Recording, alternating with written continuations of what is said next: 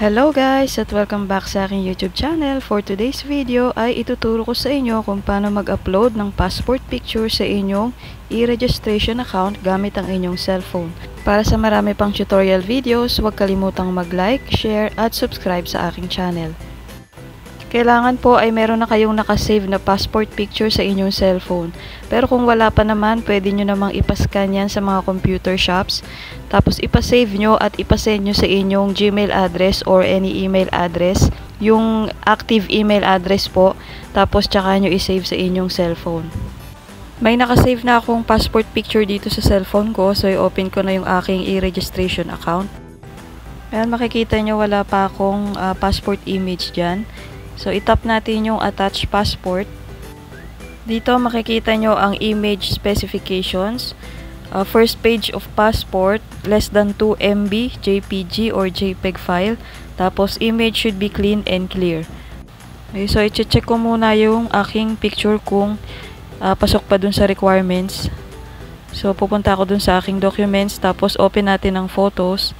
So, dito yung tatlong dots ng more, itap natin yan, tapos tap yung details. So, tama yung image kasi front page yung picture, tapos 455 KB.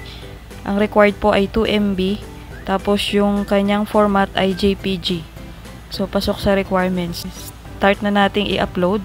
Balik na tayo dun sa aking e-registration account, tapos itap natin yung choose file. So, hanapin lang natin kung saang file natin sinave yung ating picture. Sa akin dito sa download. Itap natin yan. So, makikita nyo nandito na yung aking image. Tapos, tap lang natin yung upload. So, yan. Nakita nyo, na-upload ko na yung aking passport picture dito sa aking e-registration account. Kailangan po lang talaga mabilis ang inyong wifi connection. So, i-try ko pong i-refresh kung nandyan pa rin.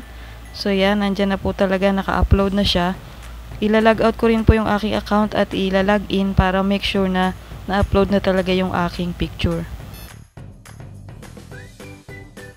So ayan po, as you can see, na-uploaded na ang aking passport image dito sa aking e-registration account.